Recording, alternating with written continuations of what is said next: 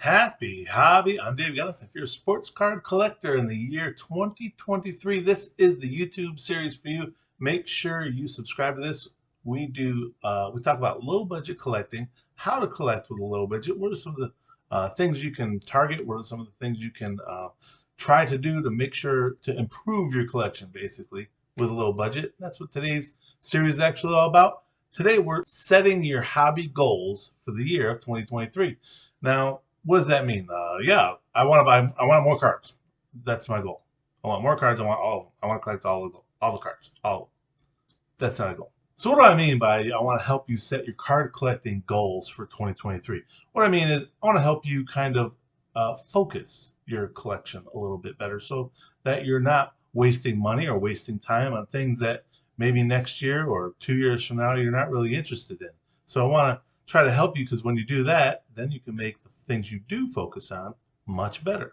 Okay, so for instance, the first thing I want to talk about is organization. I'm sure you have a spot for all your cards, and you go and you look at your cards, and they're everywhere. There's boxes, and there's singles, and there's packs, and there's top loaders, and there's commons, and there's superstar, and there's graded cards. All this stuff is all.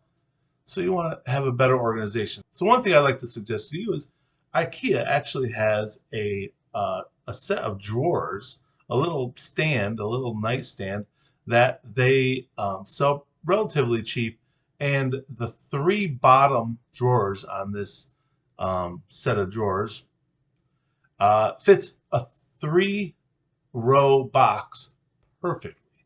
So for me, I have it right here on my desk underneath me here, and I can get to cards quickly. And the cards I keep in those boxes are specific cards. They're my SPs and my numbered cards and my autograph cards and my patch cards and cards I want to have quick access to if I sell it or if I trade it or if it's something I want to see. Oh, do I need to get this graded? Cards that I plan to get graded, I keep down in there. So it's a good way to keep things that you touch a lot, keep them close and keep them organized so that they're not in danger of getting hurt. And then, of course, if you have graded cards, like I have displays up here, I love my displays.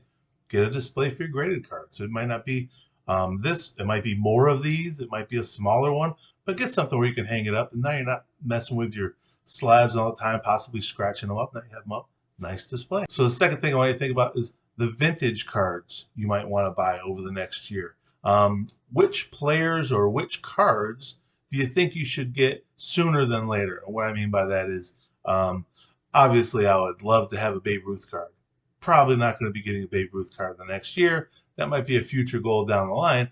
But I would like to get a second-year Nolan Ryan card. I don't have a Nolan. I don't have a. The earliest Nolan Ryan card I have is a 1975 one, and it is beat. It is raw. It was pulled when I was a kid, and it's beat. So I'd like to someday get a second-year 1969 Nolan Ryan. Same with Reggie Jackson. Now, 1969 Reggie Jackson, I'd like to get that rookie card. That's attainable.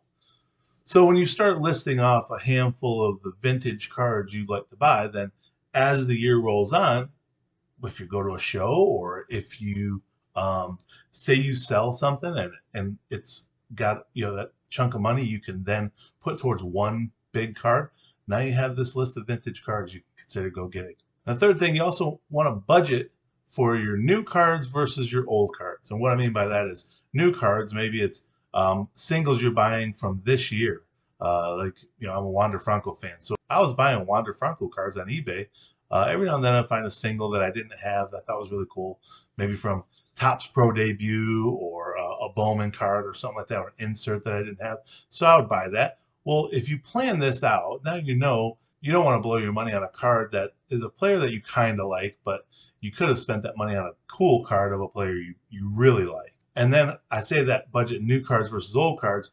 Figure out how much money you plan to spend on the new cards versus plans of old cards. And what I mean by old cards, maybe it's from the 70s or 80s or 90s, like single cards like that.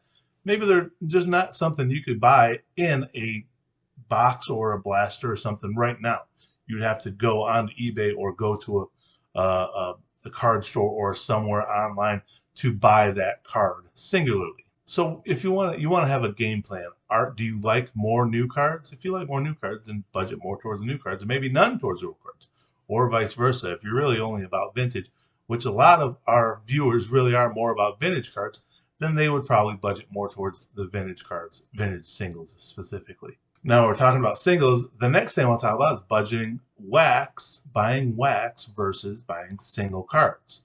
Buying wax, obviously, it's a bigger outlay of money usually for a lot more cards, but it's very possible and probably likely that if you spent that same amount of money on one single card, you're probably going to have a better value with that single card in the long run than you would in buying the wax. Now, when you do that, though, two things are different. One, you lose the chance at something you don't know. Like this is, well, they say the devil you know versus the devil you don't. The devil you know is the vintage card that you just paid for. You know that's the value. The devil you don't would be the box of wax. You don't know what's in there. It could be an autographed, awesome one-of-one superfractor. There could be a ton of really awesome things in that box, but you don't know because you just bought the single. And when you buy a box, there's actually value in ripping open those cards. You enjoy that. There's some enjoyment that comes from that. So you have to kind of think that through.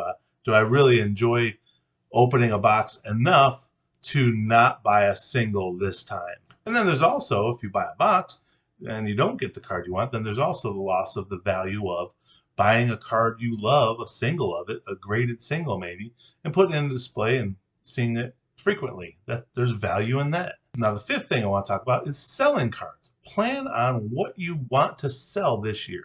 For instance, for me, I started honing my collection down to about 36 cards in each of the three major sports. And those 36 players, basically 36 players within each sport, I'm just trying to get better cards of that player, whether it's a older year or a better grade, so it's a better card, as opposed to every card of that player or every card of that sport or of that team.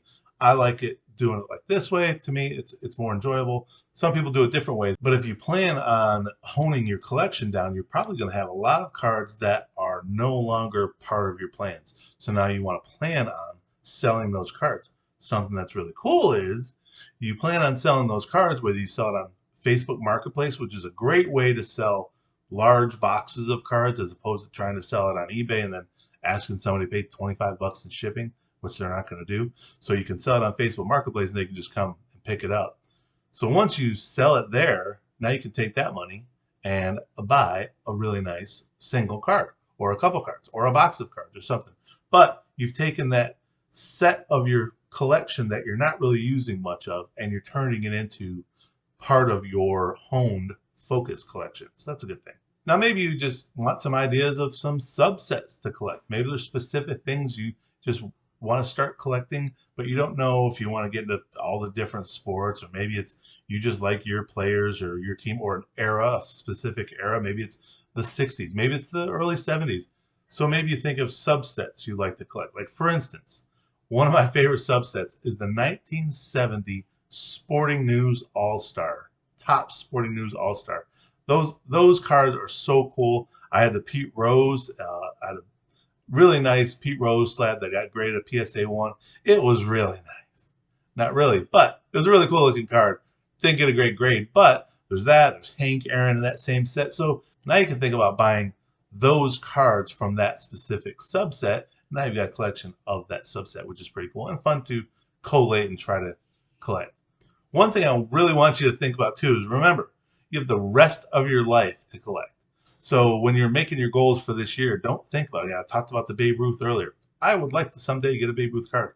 Probably not going to happen this year, but I'm going to be collecting for the rest of my life. So at some point, I expect I'll probably get a Babe Ruth card. And I'll be super happy about it, but I don't have to have it right now. I have other cards that I'll be happy to get, happy to bring into my collection and further grow it and expand on it as I go. So now maybe you want to think of collecting one specific player or a couple players who you really love. Like for instance, Wander Franco this year was a player I really loved. So I went out of my way, as I mentioned, to buy some inserts or buy some special older cards or some parallels, buy some parallels of the player you like. Now the problem with it is if that player does really poorly. Now in Wander's case, a case could be made that he was a bust because he was injured and he didn't play a lot. When he did play a lot, he was a little inconsistent. I'm not worried about that at all. I think he's going to be fine. He's one of the best prospects in baseball in the past 15 years. So I'm good with that. I think he'll be fine. But what if he blows out? What if he tears an Achilles heel? What if he does something that's detrimental to the future of his game? That's something that could really affect now all of those single cards you collected of that single player. So maybe you think about buying all the singles of an older player. Maybe, for instance, you're a huge Ozzie Smith fan. I know Douglas Town, one of our viewers, is a big Ozzie Smith fan. So he could go back and he doesn't have to have the rookie card first. He can get the rookie card eventually, but he can get the second year card, the third year card, the fourth year card. And really, those aren't that expensive. He could buy them graded, or he can buy raw cards of those. They're not expensive at all. And he can collect all of Ozzie Smith's cards. That's a pretty cool idea.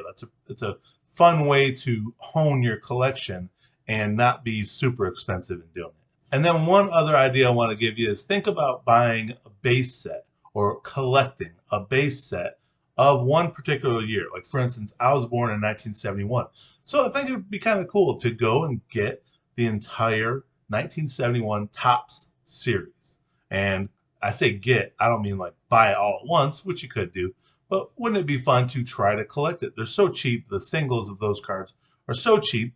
Now, when you get to the rookies in those series, those are a little bit more expensive, or some of the veterans like Roberto Clemente or Hank Aaron, those are going to be a little bit more expensive. So those you want to plan around. But meanwhile, until you have the money to buy the more expensive ones, maybe you get those in graded versions, you buy the singles and you just slowly start collecting that set altogether. An idea for you is if you have a friend, or say you've got a son or a daughter yourself that you'd like to get them into card collecting at some point, whatever year they were born. Say you had a kid that was born in 2015. Man, what a perfect opportunity to go buy the cards and build a set for your child. And then when they're 10, 11, 12 years old, when they start showing an interest in collecting, you can give them that set as a gift. That would be pretty awesome, right? Another idea I thought would be pretty cool is you could go to David Adams Card World, which I love doing this, and buying older packs or older blasters or boxes. Maybe buy a hobby box of that year of 2015 and stash it away. And then when they get 10 or 12 years old, you have a big day, you two get together and they get to open up their hobby box and start collecting that whole set themselves. And now they've opened up a hobby box. They got a ton of cards that awesome, could be great rookies, could be a bunch that maybe some doubles that they could trade. But meanwhile, it starts them and gives them the collecting bug. And that's always good.